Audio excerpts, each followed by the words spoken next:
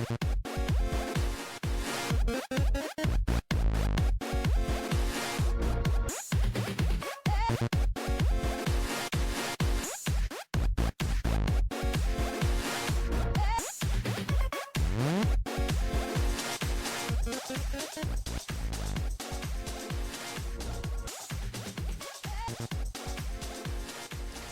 and welcome to episode 48 of the Cutie Art Crusaders for May 28th, 2013. My name is Rainbow Plasma. I'm the organizer and editor of this podcast, and today I'm joined by...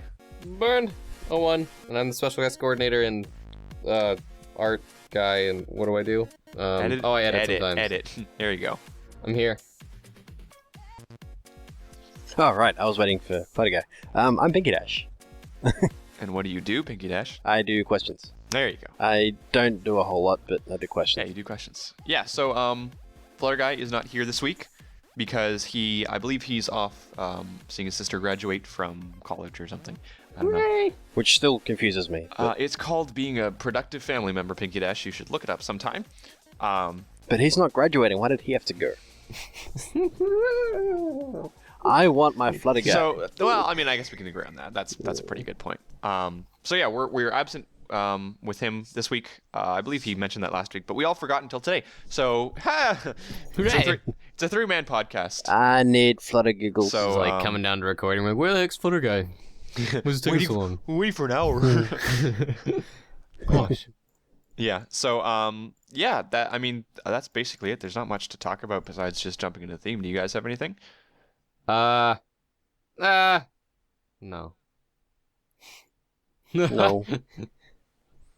The weather guy was wrong. Yeah, but they're always It was wrong, meant to be so nothing new. It was meant to be a horrible weekend, but it's actually really nice and bright and sunny I hate outside.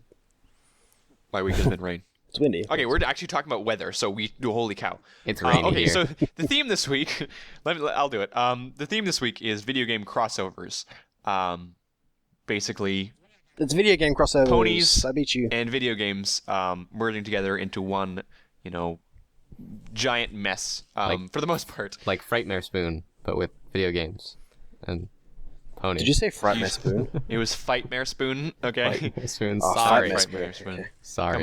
Come on now. But yeah, so most of us here, well, all of us play video games, but most of us are kind of enthusiasts. We love it.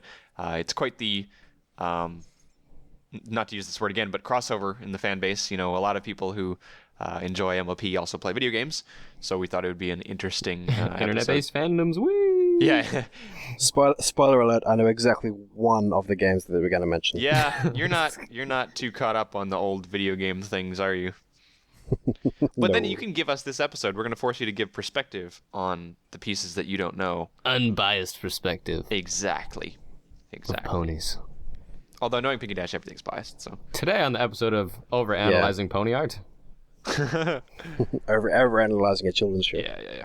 Okay, so let's get right into it. So, Bernd, why don't you take over Flutter Guy's role and introduce the pieces? Okay. Our first piece today is a piece called Ender Pony by Meow, an awesome artist who we have featured before in some of our other episodes. Like I think we've had the debate before about what the pronunciation of the name is. It's Meow. It's Meow. Or Mew or something. I like Meow. It's Meow. It makes sense. It's got to be There's Meow. little DeviantArt icons with like this weird cat thing. It's a cat. Well, I would agree with the whole It's a weird kitty. and thing. I'm not sure if it might be a cat, but... Well, I definitely see a cat face and an ear, but I don't know what the thing is on the right. And I think it has blood dripping from its mouth. But anyway. I think it might have killed something. We might have to call the police. So yeah. Spoiler alert, this is the one game that I know. Spoiler alert, come on. Spoilers. Spoiler alert. So this one's really interesting because I've known about this one for a long time. Like, it was one of the first pieces that I ever saw when I first got into the whole show, and it's just to this day like top 10 pieces that I enjoy. Just I don't know what it is, but it's got a wonderful expression to it. I love the interpretation of an Enderman from Minecraft put into pony form. Mm-hmm. I don't know why I love it so much, but it's something that, this is the reason why we had a video game crossovers, because I couldn't stand not having this piece on our show. I'm not sure what you guys... Maybe you guys could explain a little bit why you like it, because I can't seem to put it into words. Style. Yeah, value, Value. composition. Yep. All those things. So RP is going to be doing a lot of talking this episode. I actually do quite like this one as well. I can't really explain why, but I mean, I can see what character it's meant to represent, and I can see that it's a pony, and it's got the purple stuff, which, for those who don't know, spoiler alert, it's an Enderman. They're like tall, black, chunky, or not chunky, they're like thin legs, but like really tall, and guys sort of stuff things. This guy isn't the whole like bunch of the skinny stuff. He's actually got some pony to him, you know. Yeah, that's what I think I like that about it though. Yeah, that's what I like about it, because you see lots and lots and lots of like Minecraft crossovers with Enderman ponies, but they're all really, really tall, thin, gangly looking things. Yeah. This actually looks like it could be a legitimate pony. Well, I mean, when you think about the design of the Enderman, it's very simplistic. It's basically one color overall. It's just like the dark black, and it's just, it's Minecraft. It's blocks. And I mean, yeah, you've got the purple, not dust, but it's got like a purple aura to it with these pixely aura things, which is cool. But for the most part, the character shape itself is just those, black blocks stuck together. And so, it makes it very easy for people to go, okay, well, I'll just change the black blocks to look like a pony, and I'm done. But I feel like this one put a lot more emphasis on the character as well. Good character design by not making it pure black, by just making it this one looks like a very, very dark blue or like a gray, and then the hair itself is like much more of a black. But even that's like an acceptable level of black. It's not. I know, it's Burn, still you've not talked about pure black. Like you can go in there to Photoshop. It's nowhere near. Yeah, it's not like the void. So yeah, that's probably why I like it. It has a little bit more character to it. Well. Okay, so like, what were we saying earlier? The silly things we were saying. Ponies, the style, composition, and Value. Yes. No, there's you mentioned. I don't know what was the quote. Is like, I don't know why I like this piece so much. I think it's because there's tons of things going for it. My favorite part is this artist style with like those hints of color that he uses around the outside of the character. So like that, what is that? That is like it's like a pink outline almost on certain areas of the character to show like, what do you want to call it? Detail and like where stuff starts and stuff ends. So like and even details in the hair. And it creates something that's visually like interesting and something that your eye wants to like attach to and look at. And it gives this plain character pony like so much more depth to have those kind of like interesting color points all over it. And it has this really well designed like anatomy, like really cool anatomy wise style pony where it's like it's a little bit more interesting than just like your normal show pony. So it's also cool in that sense. And then it places it on not just like a flat ground. Like normally when you see ponies or pony art sometimes it's just like it's a pony drawn on something flat. Where in this it's interesting because the piece itself is flat. It's like it's on your monitor and you can see that in the border of it where it has the border with like the drop shadow. But the ground it's standing on has depth, and then those squares on the top of what would be the sky behind the pony also have squares. And if you know Minecraft, there's like, that's how the clouds look, is those big block shapes. So it's really interesting to play with that, like the blocks on the ground and the blocks in the sky, like adding depth to the piece. And then it has, those hues of purple, like also floating around the character, which also creates something that's like really cool to look at and like attracts your eye because it's a different hue than everything else. And overall the piece is like super analogous, so the color, everything in it, the color palette's like super pleasing as well. So every single little bit and detail about this piece is just like super pleasing to look at, from the color, the composition, the character style, like everything, you name it. If you can bring it up, it's like it's done really, really well. Yeah, and I mean there's things like I know Meow's pony designs in general, it's got some of the best just natural style. Her interpretation of ponies, her natural style is just so adorable, and it looks so good to me. It's definitely one of my favorite out there. And then you talked about a little bit the border of the actual piece. I've mentioned it many times, but I really do enjoy when a piece, especially something like this, which is more of a portrait, includes a background that is not just the standard square, something that pops out a little bit more. And so you've got this blocky, and like you said, drop shadow to give it depth. And so I think it's just, like you said, all of these. I've been trying to burp for the last like 5 minutes, and I can't do it. So let me try that. It's just all of these different elements kind of coming together. There's nothing spectacular in this piece except the, just how spectacular all the little parts are, Like it all works together really well. Exactly. And you definitely do think Enderman. Yeah, and right. And what I was going to say is the last thing was, canonically speaking, it matches pretty well too. The coloring, the little aura of purple pixels. The cutie mark is an ender pearl, which is what Endermen drop. Even the texture on things, like you have that texture towards that's like really heavy on the top of the piece and like over the pony, kind of like they're just like things that your eye kind of like visually grasps onto. And even in the shadows and like the pony's legs and the two back legs, you see how it has like those cross hatch marks. Like it's more stuff that's just like has texture to it and like makes it more interesting to look at. That's cooler. It's not flat. Right. Yeah. Here's a secret tip that a lot of artists use that some people don't really notice. A lot of artists will take their pieces and they'll do their coloring, and it'll come out looking really flat. And what you can do is you can find textures, whether or not it's online, pre-made, you can make your own. There's a bunch of different ways to do it. But you take a texture and you just fade it to almost nothing, or at least not have a texture that's like, really jarring. Just like a little grungy texture. Just a little something to put over it, and it really makes a huge difference. Probably the biggest note of this, the one that I noticed the most is Atrills. Oh yeah. He does that more than anyone that I know, and this is just another fantastic example that if you really look closely, especially at the top of the piece, like you said, there is that texture there, and what it does is it prevents that background from just being one color or one simple gradient. If it was like, because it's technically the background is just kind of gray, but it has that texture over it to make it not just one big flat plain gray like the background of DeviantArt or something.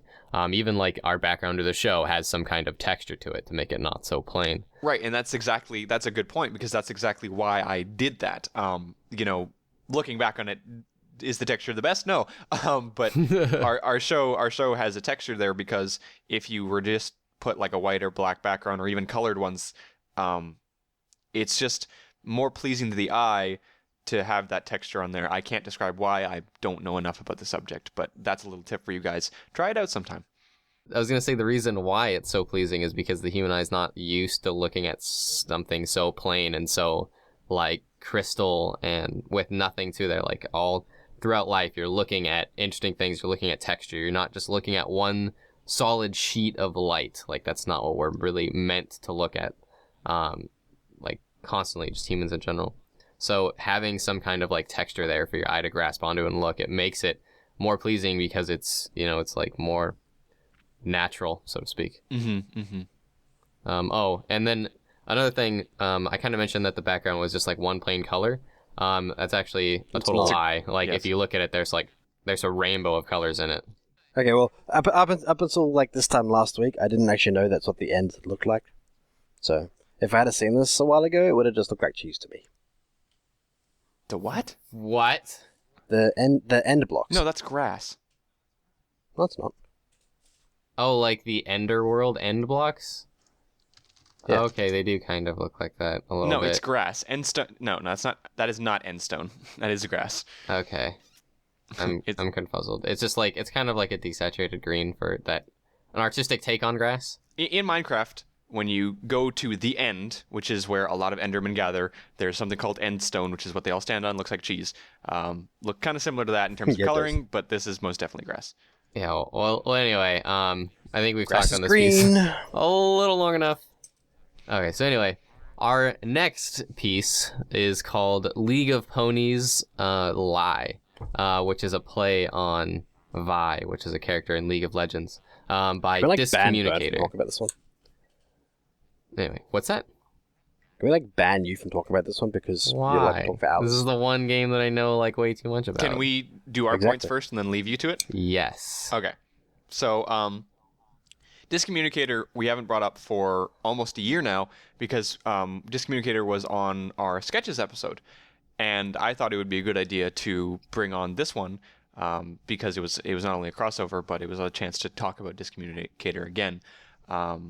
And the thing that I wanted to bring up, which was that Discommunicator does something really interesting with his sketches.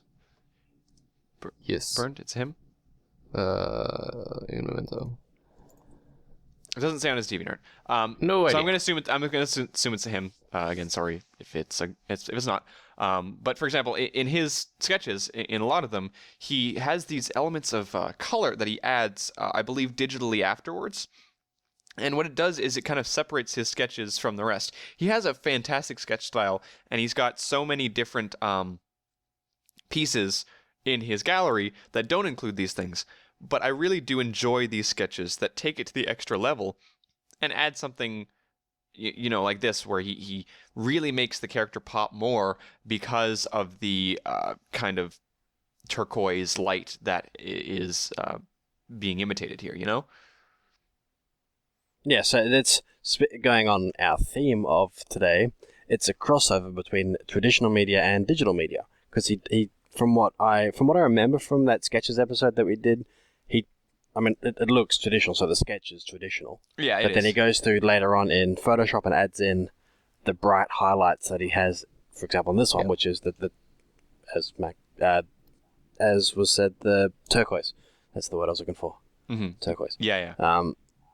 But he's done that in very specific places to highlight the highlights. So he's got the light coming out of her armor in her hand. I think it's armor, I don't know. Mm-hmm. And her horn, which is... He's using her magic color here, I think? Is it her magic color?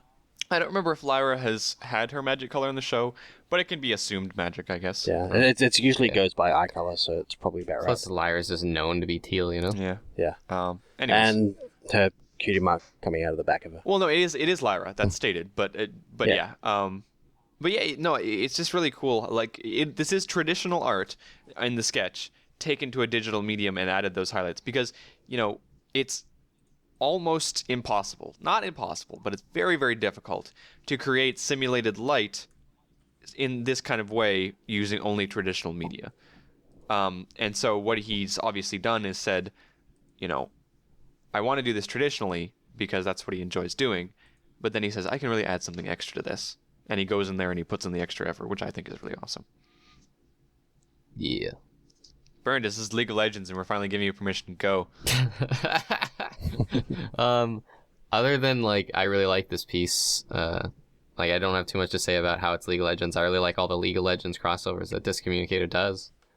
He's really, really good at them. He's really good at showing he actually really enjoys showing dynamic movement and poses and stuff and power and all these magic being shown off or special abilities and stuff like that. But this piece specifically, and what is it with the color? I really like pieces that are just plain black and white and then highlight something in a color. The really known overused use of that is they'll have someone will take a picture or photograph of a girl or something and they'll desaturate it and then highlight the eyes or something in a specific color, lips, or some kind of feature that is meant to be the focus. So in this one, it's it's the power emanating from the armor. And Discommunicator loves using that kind of effect in all of his sketches because he draws traditionally and then adds that extra little flair in Photoshop, which I think is a really cool touch. But yeah, so do I. It's a sketch. The sketch itself is sort of it can be its own piece. We explained that in our sketches episode. They can be their own standalone pieces, but adding that little flare of light that he does, it sort of gives it that really finished, finalized sort of feel to me. It makes it stand out more as its own finished piece of art rather than a sketch, which, as I said before, is still a finished piece of art. But this just makes it look amazing. Right, and artistic choices, artistic techniques can in fact work as styles. And I think what Discommunicator does here is something that I have not seen anyone else do. I'm sure there's at least one person in the world. Nothing's original on the internet. But, this is something I haven't seen from anyone else. So, in a way, just this technique of taking traditional and adding the digital highlights is Disc Communicator's style as much as his drawing style. So, yeah. Yeah, definitely.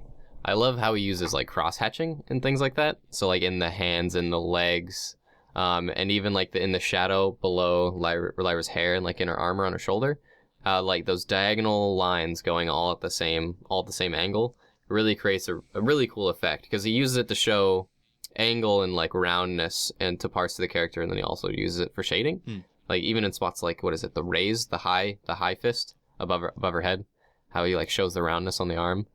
It's just like really, really cool pencil work. It's pretty unique, really, really clean, really cool to look at. It is quite important to understand the medium that you're using, and I think this the cross hatching, or what would you call, for example, the shading done underneath Lyra's hair on her head? Is that still cross hatching, even though it's not going across, or is it just hatching? Or? It's not hatched. You could call it hatching. I don't know the technical term for it, but I mean it's shading using like parallel diagonal lines. Right. Yeah. And so what I think is interesting is that when you're shading with a pencil, it can be quite hard, or if it's done correctly, it'll still be messy when you attempt to do this like smooth, blurred shading, And so understanding his medium, this communicator has said, well, I know that pencil gives the strokes, so I'm going to use these strokes to my advantage.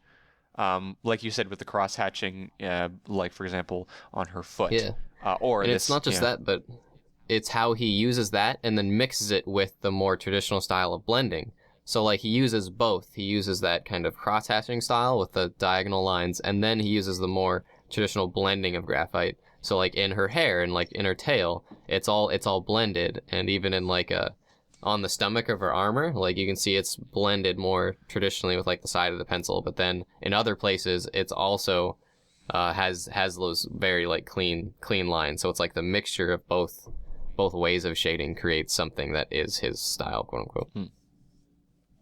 But anyway, I do have something to kind of rant about that's Lee related. All right, there you go. One rant. There you go. Yeah, give me the one. Vi's a real cool champion, and in like her lore, she's from a place called Piltover, which is like this crazy robotic based,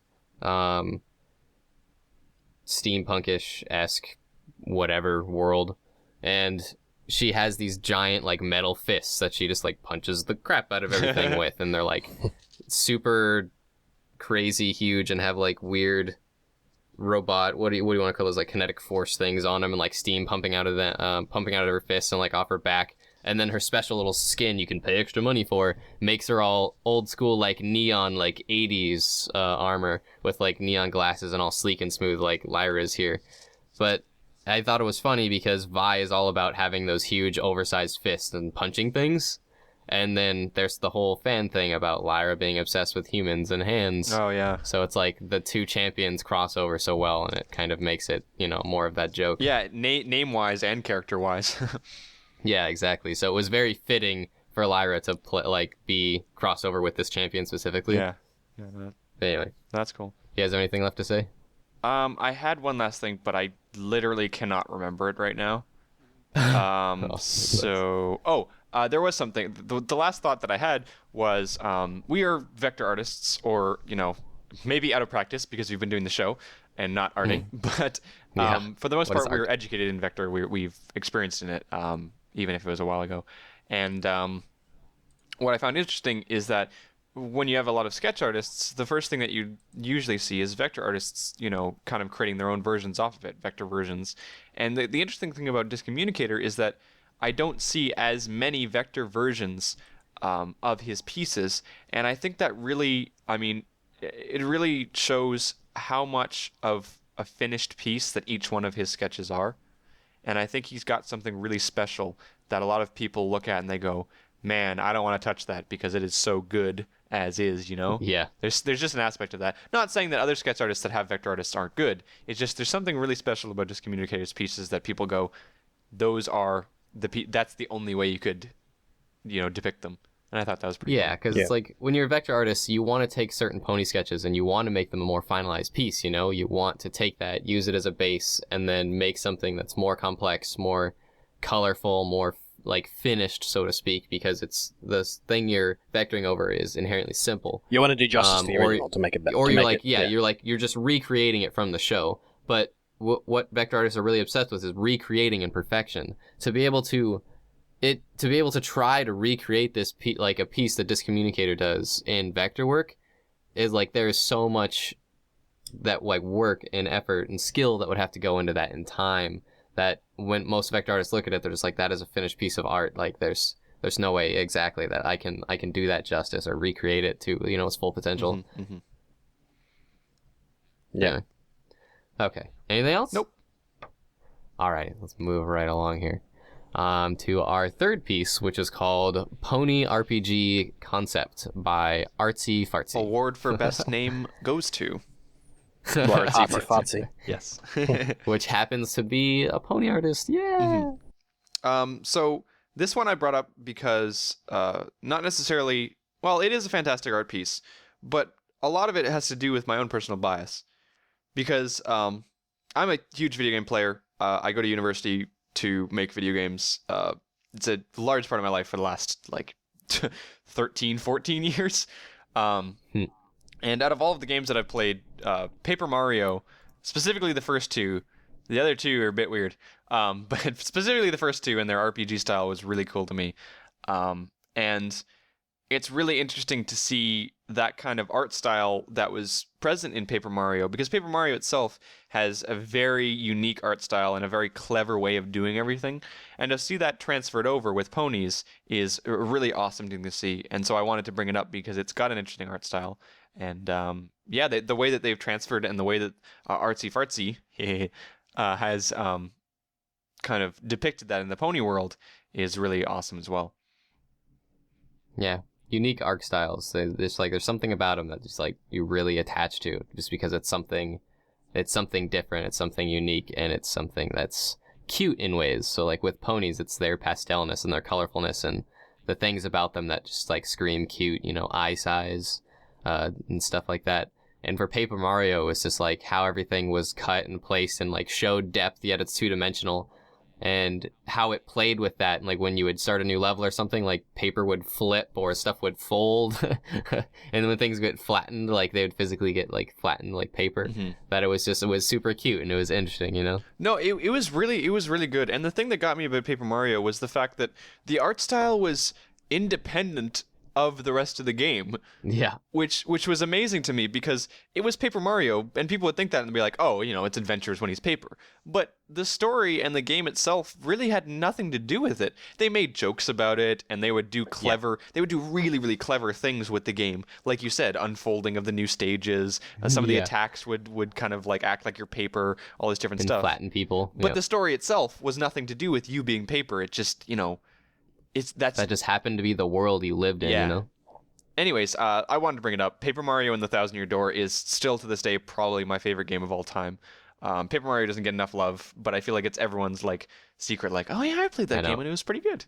I enjoyed the crap out of the game. So I didn't say it. I didn't play it. In this art piece in particular, I wanted to bring up the fact that the interpretation, because we're doing video game crossovers, and one really cool thing about it is that when you do a video game crossover, you better be pretty faithful to it, you know, because a lot of people grew up with these games and they enjoyed them. And what I thought was really interesting was that this, you know, battle scene right now, if you haven't played Paper Mario like Pinky Dash, the scene where they're standing right now, Twilight would be in the position of Mario and Rainbow Dash would be one of Mario's partners.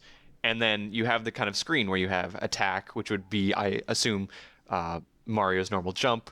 You've got a spell book, which is probably the equivalent of Mario's hammer, the cupcake, which is the items, and then the star spells, which I guess is the elements of harmony, which is really clever. Yeah. And then the extra one, which is just like flee and whatever, the extra options, block and whatever.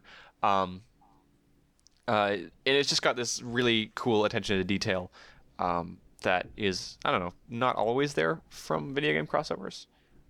I don't know. People are pretty dedicated, so it usually is. Of the sounds from that game. It's another one of those things that attaches really strong to memory, is like sounds and smells. Well, I couldn't smell the game burned, but the sounds were really good, I agree. Funny story. One of my favorite games ever was Morrowind. What is it? Elder Scrolls 4? Was it Elder Scrolls 4 Morrowind, right? I believe so. How it goes? I don't really... Anyway, Morrowind was one of my favorite games ever, and I played that game on the Xbox when it came out. Not on the computer. I believe it came out for the computer first. No, Xbox first. It came out on the Xbox released. But I played that game so ungodishly much. So much so that whenever I think of that game, when I would play it like on my couch at night, like hurled up, like venturing through the depths of Morrowind, I had the controller like up to my face, like just like straight up under my nose, like against my face, like playing this game just like non-stop, hours on end. Mm-hmm. And permanently in my memory, I have ingrained the smell of an Xbox controller, the plastic smell of an Xbox controller. And that smell, whenever I smell it ever in my life, even when I smell like an Xbox 360 controller or something, it brings me back to Morrowind. It reminds me of Morrowind because that smell is forever connected to that game and to the experiences I have. So it's like certain things in memory, again, like will tie in. So for me, when I was playing Paper Mario, it was the sounds, like hearing all the little things you did, and like the hammer and when things like died and you got hurt. For sure, yeah. And then all the old school like Nintendo games before this, like Yoshi's Story and Baby Mario. Or, yeah, Baby Mario? Yeah. Hey, Bernd, Yes. have I ever told you you're adorable? No. Like, seriously, curl up on the couch in a blanket. I imagine you like a little tiny Bernd with like no hair, sitting on the couch playing this game. And I had a buzz That's cut back adorable. then. Really? Yeah. No, great. I definitely agree with you. And I don't know, I guess bringing up this art piece was less about the art piece, which is fantastic, but I guess it's more of nostalgia. You know, this is video game crossovers. We do both have, you know, we all have a history with video games, I think. You know, it's much more popular nowadays. And I don't know, it kind of brought me back to my childhood when I saw this. There's not a tremendous amount of Paper Mario and My Little Pony crossovers, but I think it would really work. And this piece, when I saw it, I was just like, I gotta put it in here somewhere because That's so dark out. yeah, the game was just you know, my entire childhood life. That was the best game out of all of them. So yeah. And also to give a shout out, this piece by Artsy Fartsy is based on another Deviant's, what is it? It's called it's like their little game production, just like mock-ups or whatever for something like this. Yeah, called 30-06. Yeah, someone named 30-06, which I believe they changed their DeviantArt name to Urpel Beaton or something. I don't know. Okay. People naming, I don't get it. But anyways, somebody has a project, I believe, that they're trying to make Paper Mario, but with the pony sprites. Haven't heard too much about it, but they've got some examples of just some Paper Mario characters, or some pony characters things as Paper Mario characters, which is kind of what inspired this piece for sure. Yeah. So I give a little shout out. No, that's cool. Anyway. Anyways, we could talk about video games for a long time, but we should really focus on the art. This art piece is really good. I would check it out and you know, give it a fave and that kind of stuff. But we should move on. This artist's whole gallery is super, super cute. Artsy fartsy. It's all done in kind of like the super lighthearted, sketched pastel colors and like rough like chalk brushes and stuff. And a bunch of cute scenes in our DeviantArt too. Go check it out. Anyway, so our last piece, correct? Or our last series of pieces? Right, yeah. Our next piece in a little series we're going to look at is called You're on Your Way to Canterlot by Stupjam. Stupjam. Stup-Jam. Yes, Stupjam. We've had Stupjam Jam. on before because Stupjam did the text workshop that we featured before, which was a crossover with someone's OC and TFT Value stuff. in lighting. Right. And so this is a series of 3 pictures, conveniently in wallpaper size. I love you. Conveniently in wallpaper size that we thought we would bring up. So, Bernd, I know you want to talk about this one in particular, and then somewhere along the line we'll get down to the other ones. Yeah. This one in particular I really like because it was like it's super transparent that it's all painted, that it's a digital painting, so it's all painterly. And I mean, you can see where all the little colors are, brushstrokes and shading and stuff, especially in Fluttershy and Interface, or Fluttermetic, as I should say. But I really like this crossover because I enjoy Team Fortress 2, and I like the original piece that this is based on, that actually has the medic like looking at the camera. Because what is it? Valve in particular as a company really likes using those kind of solemn, stern looks where like a character looks at the camera, but it's not something super and overly dramatic, and it's not something so simple as like a character walking towards the camera with a gun, like, you know, Battlefield or Call of Duty, where it's just like a character walking at the camera, like every single video game cover in the past 2 years. Yeah. So, but they like the kind of interesting like side shots where it's like more artsy, like simple, plain look, looking at the camera, maybe with like an eyebrow raised or something. They did that a lot for Half-Life 2, and they did it for, Team Fortress 2. And stuff Well, like especially for Team Fortress 2. Team Fortress 2 is, when it comes down to the game, it's completely different. But in terms of the kind of backstories that they've given them, Valve really loves giving kind of a personality to the character that you're playing. And the interesting thing I think about the pieces by Stepjam is in Valve's game, all the characters have their own personalities. And it comes through their facial expressions, their actions, their little movies, Yeah.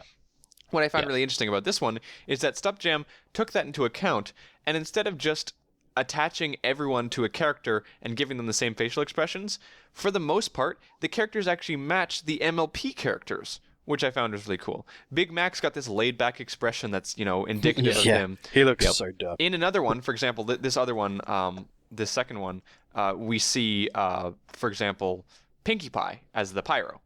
And she's, just going crazy, and she's super happy about it. One of the best facial expressions I've seen in a long time. But there's Rarity being stern, there's Manspike being Manspike, there's Twilight being focused, all these different facial expressions that, while they may match with the characters in the originals, what I found really interesting was that Stepjam took it upon himself, herself, genders, internet, Themself. blah, him. He took it upon himself to say, which characters am I putting into this role, and I want to match the expressions to those characters. Yeah. And there's still some, little joke crossovers and stuff, too. Like, Fluttershy wouldn't usually give kind of, that stern look with, the eyebrow down. Mm-hmm. But in the first piece, she is kind of giving that, contrary to her personality, kind of stern look. Assertive Shy, rather. So I guess there was an episode where she's a little more assertive. So I really like that. That's why the first piece is just my favorite, just because of Fluttershy. Right. I just really like her look and like how she's painted. And there's even the personalized medic stream with her little butterflies coming out of it instead of the hearts or the pluses, I believe. Cute. I didn't notice that. Yeah. Normally, I believe in TF2. I'm not a big expert, so a friend who is quite into it is going to kill me. But I believe that there's pluses, like the healing signs that come out of it normally. For some reason, that's just this word. This vision of this super sexy man is coming to me. I think his name's Mahager. I don't know, something like that. Manhauer. That's his name. Manhauer? Yeah, Manhauer. Manhauer. Right. Yeah. Man shower. Mahauer. He's gonna hate us. We love you. Yeah. Yeah. So And your sexy. I mean, face. this really spoke to me because I'm a guy who really focuses on the expressions and pieces, and all of these expressions are great. I agree with you that I love the Fluttershy, the Flutter Medic little expression, but also the things like Rarity's stern expressions. There's a great one in that third one. Rarespy. Initializing Equestria.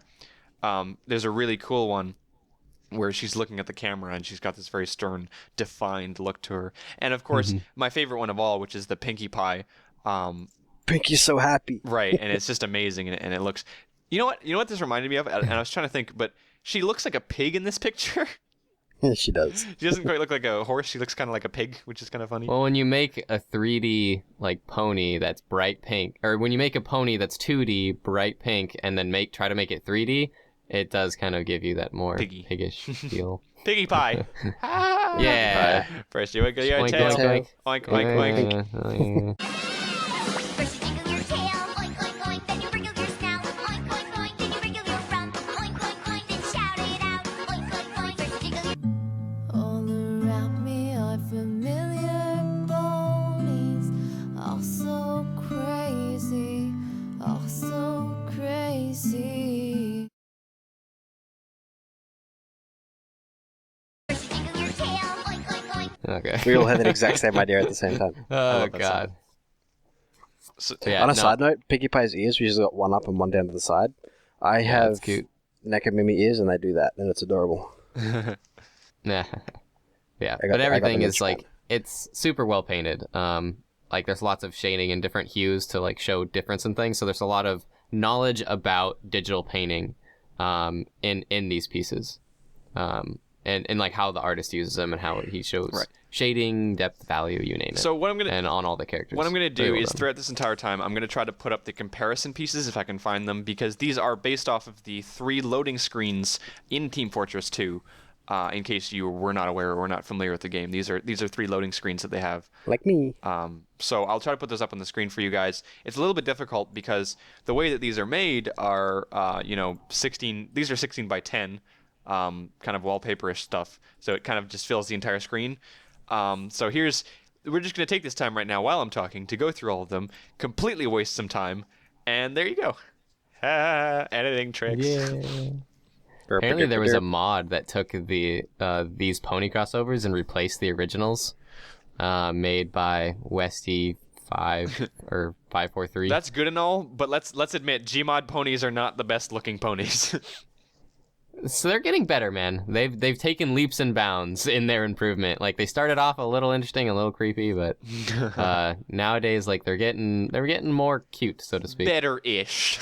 Less creepy computer cold. Yeah. Hey, look, characters. I encourage them, like go for it. Make a better pony model. I'm just saying right now, I think there's a little bit of work to be done. Oh man. Yeah. Well, enough about insulting artists. Yeah, right. 3D artists. We should probably move on to questions. Okay, so we're going to do this. Yeah. Question man. Yay, and I can guarantee that none of these are about video games because video games are lame. Totally, man. Yeah. Okay, so question number 1. Do you know any tips to help me spot weaknesses in my own art? Sent in by Otaku AP. That's a name I've never heard before. Yes. Ask other people. Honestly. Mhm. Like, when you're an aspiring artist, especially, and trying to improve in your own work, you'll often hit the point where you don't know what you need to improve on, or you don't know what your weakness is, or you don't know what you're doing wrong, so to speak, and you don't know what you need to do better or right. And the best way to fix that or help see that is ask someone better than you, get someone else's perspective. You usually don't want to post it on places like DeviantArt and just be like, look at this, because there's going to be a lot of people who are going to be like, oh my god, this is amazing, this is awesome, and then you don't learn anything. Posting on DeviantArt is awesome if you ask for critique, but you really have to be open to that specifically critique. And you can't be afraid of people saying bad things about your art, because that's how you learn. That's how you see a weakness, as someone comes up and points it out, as long as they do it in the right way. So a personal connection. Go ahead. I was going to say, as someone who makes vectors, this is very, very relevant to me and probably to the other two as well. I will spend so long making just one tiny little piece of a vector, or making the entire thing. I'll spend so long making that one thing that by the end of it, I'm just like, yep, I'm done with it. It's done. Just somebody please look at this and tell me that it's perfect. And then I'll look at it and I'll say, well, there's this bit sticking out there. That doesn't look right. And I'll be like, I thought it looked great. And then that's the benefit of getting someone else to look at your work. You've spent so much time looking at it that it just looks good to you, and you just want to get it done. For strenuous art forms, that's definitely the case. When you spend like a lot of time on something, and like the best way to cure that as a problem, honestly, is to like start something and start doing it, and like when you're enjoying it, and then just like put it down and maybe go do something else or something you enjoy. Like those, like taking a break, it helps you keep a good mindset on something you're working on. So like there's a couple vectors I made in like 2 sittings or something, and so I didn't just like rack my brain on it, Yeah. My work in progress folder will speak volumes to that. There is so many things in there. So did you have a tip, Raymond Plasma? I was just gonna say one more thing before we move on to the next question, but Go for it. I was just gonna say, a personal touch helps too, because I mean, look, let's face it.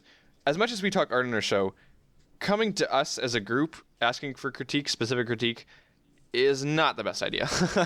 And even to a certain extent, putting your stuff on DeviantArt and asking for critique can get you good things. But personally, I think the best kind of critique is when you just have a group of people and who are all artists in their own mind, or at least those who understand art in a certain way, to be able to help you with more of a personalized critique.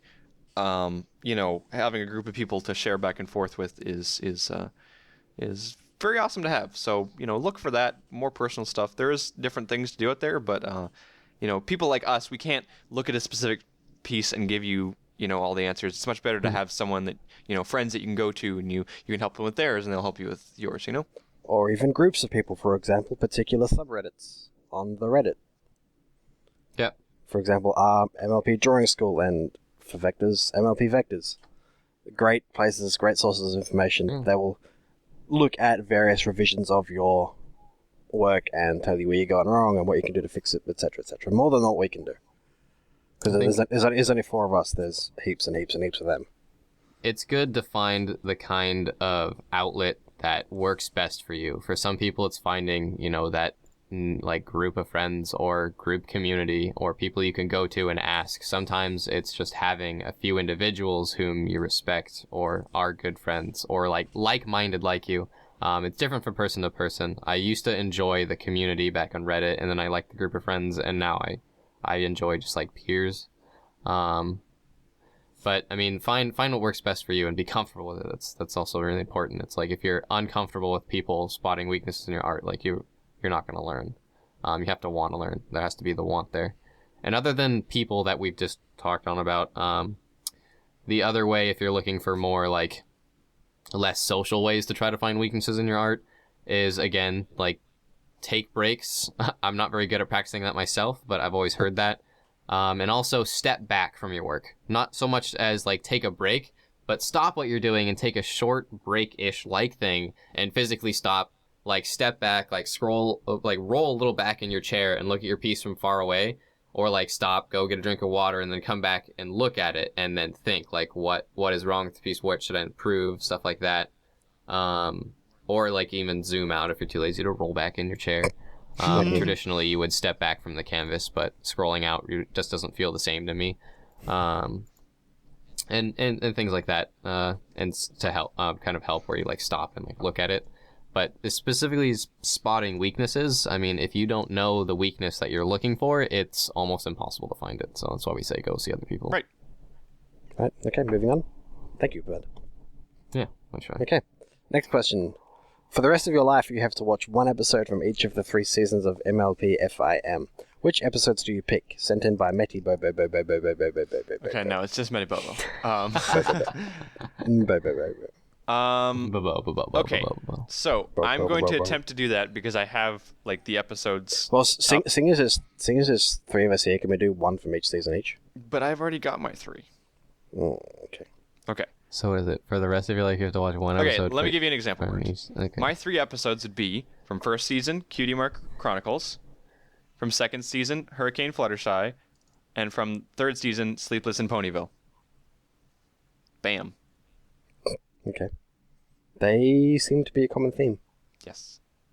Scootaloo. Do you guys? Scootaloo. Yep, Scootaloo. Except for Scootaloo Hurricane Fluttershy. Except yeah, Scootaloo was best Cutie Art Crusader, just by the way. Okay. Do you have an answer, or are you gonna keep stalling? Go ahead. Well, Everything with Scootaloo in it. Skidaloo. Okay. Such a hard choice because I love Cutie Art Chronicles, but I also love episode 25, Party of 1, in the first season. So then be Pinkie different. Pie. I'm gonna get Party of 1, episode 25, Pinkie Pie, where she goes nuts. And season 2 was the what's the heartwarming Eve? No, not that one. Where they sing the song for Cheerilee? The Hearts and Hooves Day. That one. Okay. Yeah. That one. I like that one. And third season? Because that song is adorable. Yeah. And in the third season, I don't know. It's such a hard choice. Come on. I mean, I picked these questions, but I haven't actually thought about it. What about how about Too Many Pinkie Pies? Yeah, that'll do. Yeah. Yes. That has so many Pinkie Pies, though. All right, Burns, great. you're up to the plate. Fun, Come on now. fun, You got to fun, pick fun, one from each fun. season. Fun. This question's unfair because my favorite episodes are the 2-parters. I love the intro to season 2. I love the intro to season 1. I love the end 2 episodes of season 2. Okay, wait. Okay, and then so season 3. if we're counting the parters as one thing, then you can just say. Okay. If we count the parters as one Which we thing, will. I would watch the intro to season 1, the intro to season 2. Well, actually, no, because that one makes me sad. Not that one. Scratch that. The ending to season 2. I love that one, like the Stay in Aria and like the song and stuff. And I loved that scene where Twilight gets like dragged down to hell in green flame. Okay. That's one of my favorite scenes in a season. And for season 3. And then season 3. Fun. Alicorn Twilight. What? Princess Twilight. Alicorn Twilight. Let's go for the beginning episode of season 3 with Crystal Kingdom. Right. Okay. So Empire. three two-parters for Burnt. Cool. All right, that's it. Isn't Okay, it? so that's our answer. Next question is last question. What is your favorite or most hated Cutie Art Crusader meme by Assassin Monkey? Ooh. Value. Oh, you don't like value, Pinky Dash? Cage? No, it's my most favorite. No, least favorite. No, it's what's your favorite or most hated. It's one or the other. Oh, Yeah. okay. It's an open So question. you have to state whether or not it's favorite or hated. Okay, so my Alright, so most what's your favorites? favorite. Do we want to do both just for fun? Yeah. Sure. Okay, you go first. Me? Yeah, you. You're on the spot. I don't know what the favorite one is. There are some pretty random ones which make me laugh. Like when people like take like one thing and they turn it into something. There are lots of fan art pieces of like one line that we say, like Pinky Dash saying something to do with him being like a penguin or something, and that turned into something. Yeah. So like a lot of the one-liners, not like the repeated stuff, but just like the one-off, like random. We'll say one sentence and it'll turn into a piece of fan art. Yeah, like when we try to crack an Australian joke or Canadian joke. Yeah. Like what is it? The Australian Express with like kangaroos or something delivering, and it's like, Isla Wolf drew like Derpy like throwing packages from a kangaroo pouch or something. And my most hated one, I mentioned this last week, but I don't like the. I originally made the joke about the short horn thing. Like I started that joke, and it's one of those things that I didn't expect. I expected to get like a laugh about it, but now it comes up in like every single time like my character is on screen. Everybody's like, "Oh, your horn is not very long," and it's just like. So if there's one I could get rid of, it's probably that one. It's funny because memes like that, like we can tell when it bugs someone, and that's what's kind so of the much fun motivation to about do it it. is like when it bugs you. So I know. it's like the So value I'm thing. not. I'm not taking it too seriously because I know it's just there to. I do that with you, Burn. Yeah. All the memes that are of you are because I bugged you about it. Pretty much. So I don't mind it from that perspective. But I guess if there was one thing that I could remove, is just it. Look, I'm not going to say much about it, but it just gives the wrong impression. yeah. That's I all I'm gotcha. going to say. I don't know what it is with me and the cookie dough I thing. don't Like, have I don't know horn why envy. I don't know why I enjoy the cookie dough joke so much. So Burnt, you? Okay, me. My favorite is one actually recently where like, but you can go check out our fan folder for that. Oh, is that the I was won't that wanna, the like, hot spoil it. pants one? Like the hot pants one, the assassin monkey. Is Apparently, that because you've I got made- such a manly face while wearing I hot made pants? a comment where it was like someone got the one like us wrong in a picture or something like burn or what is it, Flutter Guy and Burn are wearing really sexy armor in that picture that Yala Wolf drew, and then I was like, that's not Burned and Flutter Guy, that's actually what is it, Me. Rainbow Plasma Yeah. and Flutter Guy. As like I'm the sexy Colt in the background or something, just like some kind of smarty comment. And he's like, oh no, I was like, didn't think anyone was gonna see that. And it's like, I'm always watching. And Isla Wolf was like, I can draw you in sexy armor if you want. And I was like, why wouldn't I want that?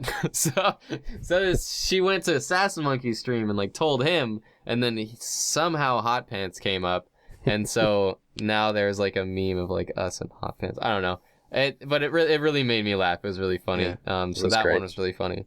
You've The, got the value sexiest thing, face. I kind of act like I hate the value thing, but I secretly love it just What do you because actually people hate, like have though? attached to it so much. And like it's like I'm kind of known for that, so it's kind of cute to be known for something, I suppose. Mm-hmm. But most hated would probably be like the cage thing. And that's the original one too, which is the best. Yeah, 'cause it's that's been like around the for original meme. longest.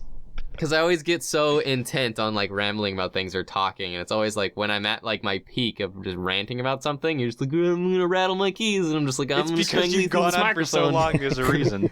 But yeah, I'm gonna no. strangle the dang. life out of you. Remember you just said you could tell when people are annoyed by it? That's the cage for us. It's just like, Yeah. Pinky Dash, do you want to say something? Because I actually wanted to talk about one more thing to do with this question. So you want to say yours and then... Okay, favorite, probably cookie dough, because it's hilarious. I love it. Most hated, I guess the only one that was really aimed at me in a teasing way was the penguin. So, not exactly hated, but Don't get it. teasing me. It teased me. Yeah. So I wanted to, because we have like 5 minutes left. I wanted to just talk a little bit about something to do with our memes, which is weird to say because our show has memes. What? What? But I wanted to tell a little story about the roller coaster that was Value, because now that's become our most popular thing from our show. And so I wanted to talk a little bit about that because, it deserves a backstory, so I figured I'd give it a little something. So Value started, and I'm gonna stop Burn from interjecting here because I swear I'll tell the story right, and if you have an issue with it, you can say afterwards. But Value basically started because Burn took an art class and learned a new term, and that term was value. And he came to us, one day, and he didn't say a thing to us. He didn't talk to us about this new thing he learned. He just started dropping it in random episodes. back around I think November or so, he just started dropping in random episodes, and we're all sitting there not knowing what he means, and he's just starting to drop these things. So I started to tease him about it because he would bring it up once an episode, and so I started to tease him about it, and then we decided, for fun and also because Burned, we did think it was a legitimate thing, we just didn't understand about it. We had the Value episode, which was very popular, everyone loved it, it was very educational, and the problem was that I had created this joking meme that people were having fun with, but after that episode, I was like, it's a legitimate thing. It's a very legitimate thing that I want people to still focus on. And I was feeling really bad about it because I had made this joke about something that is very, very legitimate that Byrne brought up, and everybody was like, the second that Value was said, everybody was like, Value, and I wanted to make sure that people, while they might have joked about it, it got to a point where I was like, okay, but it is legitimate. Like, I didn't want to illegitimize it by joking about it. So I guess... you felt bad. Yeah. So like, there was a roller coaster of emotions. I really liked the Value joke, and then I hated it, and because it was like illegitimizing it, and then now I'm back up there again, because I think people do actually, even though they joke about it, I think people do actually know about it because we've kind of described it, I like to think it did actually help people, and then that the joke, I like to think that people like the joke, and then that whole joke and meme, since it's there and so prevalent, it keeps people coming back to the concept of value as like a constant reminder, Right. So it constantly brings that back as like something kind of educational. Mm-hmm. That was the only joke I've made that I've ever regretted making at some point. As an interjection to your story, it started out as me taking a painting course, painting one with one of my favorite teachers, and our final was to do something ambitious, like straight up. That was the concept, is do something ambitious. And I was a real novice at art at that point, especially painting. So for my final, get you. For my final, I did something super ambitious. I bought like the hugest canvas that I could afford, which was huge, like 3 foot by 3 foot, I think, or maybe 4 foot by 4 foot. I don't remember. 42 inches by 42 inches, 32 inches, something like that. Anyway, bought a huge 3 foot by 3 foot canvas and painted myself, my OC on it, like based on Blitz Ponies piece. So it's like a study of her work. But I just threw colors on the canvas, like without a care.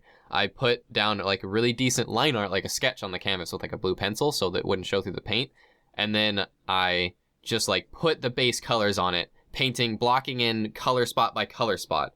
Now the problem with that was when I painted that, all I took in account was colors and then where the edges of colors were supposed to be. I didn't take in account the value of the piece at all. And when you're painting traditionally, you're supposed to, that's the first thing you take into account, is you take into account value. And I even learned that in the course, that you're supposed to put down a base work of just like a plain base color, like a burnt umber is the fancy paint that they like to use, which is like a reddish brown, which gives the painting a warm feel. And then they do the whole basis of the painting in just that one value of color. So it's just shades of light and dark.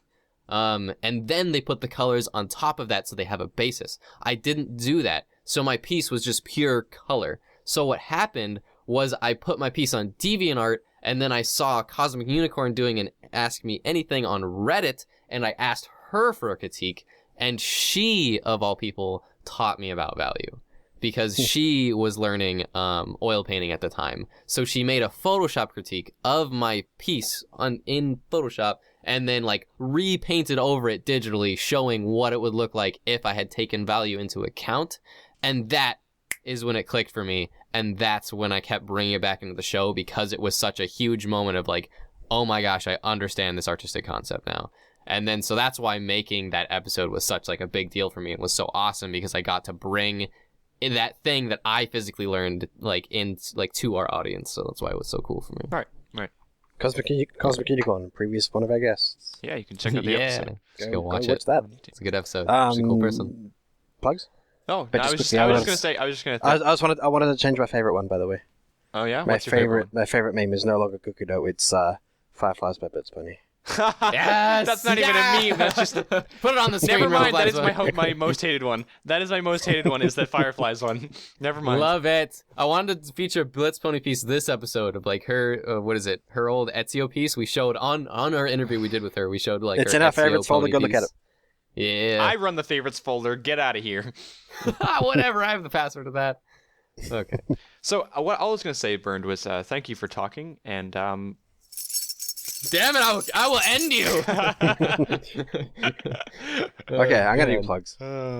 that's where you make a Longhorn joke. Okay, so we have a DeviantArt account, which you just heard us mention before, which is cutieartcrusaders.deviantart.com. Go there to see our favorites folder from this episode, which includes everything that we've shown, plus some other stuff that we didn't have time to show, we just couldn't show. And previous episodes, you can find the link to our previous episode with Cosmic Unicorn on there as well as links to our individual pages if you want to talk to us individually. Our email address is cutieartcrusaders@gmail.com. Anything you want us to have a look at that you can't send to DeviantArt for any reason. So if you've got questions or anything, please send them into the email because they are very helpful. Just remember to send in remember to put what you're sending us in the subject line. So if it's a question, put question in there somewhere. It doesn't have to be the first word or the only word, just in there somewhere. Art recommendations, that sort of thing. Just any of that, just Gmail sorts it out for us. It's really convenient and efficient. Mm-hmm. Thank you to those who've been sending into art request, like they've been sending art requests recently. I know we got one for this episode. Seen them, but yeah. Okay, plugs. So we have a Twitter account that is at Cutie Art Crusade. That's where you can go to follow up to the minute announcements for when we're having streams and other things like that. You can also follow us or like us, I guess, on Facebook. So facebook.com/Cutie Art Crusaders. You can go there and like. Basically, those two sites are there to update you on the day to remind you that we have a show on. You can also like us on DeviantArt. Or whatever, watch us on DeviantArt. Geez, these terms are all different. I don't care. You can just pick one of those sites, whichever one's most convenient for you to get updates. And yeah, that's basically. You can go like us on Twitter and watch us on Facebook. Yep, exactly. And then follow us on DeviantArt. Or you could subscribe to the Everfree Network YouTube. But yeah, YouTube's. Please continue to tell me how good I look. Go match us on Match.com. Please. Go match us on Match.com. What? Oh, you're hilarious. Okay. Watch our videos on eHarmony. Oh, jeez. Okay, enough of this. Thank you guys for watching, whether or not you're on YouTube or on the live stream. We love you all the same. Byrne, do we have a guest for next week? We do have a guest this week. Would you like me to say who it is? If you would like to. Our guest for next week on we'll be recording on the 31st, but we'll be airing on the 4th. So our next episode, our guest is going to be a Trill. So we are hopefully going to have a Trill on the episode next week if everything goes according to plan. Yes. Yes. Not 100%, but 99%. Yeah. So if it's all of a sudden not a guest next week, and if the 1% does happen, then it's Byrne's fault. the show burned down in a horrible fire. Exactly. Communication. Oh goodness. All right. Well, thank you guys for watching. Not only will we have a Trill on next week, but we'll also have our own Flutter back on. So he'll be back, of course. The Apple guys. Yep, Apple guy. Apple guy. He'll be back next week. And yeah, that's everything. So thank you for watching. Damn favorite pony trader. My name is... Sorry. My name is Rainbow Plasma. I'm Bruno1. I'm Pinky Dash. And we'll see you guys next week. eHarmony.com. Really lovely.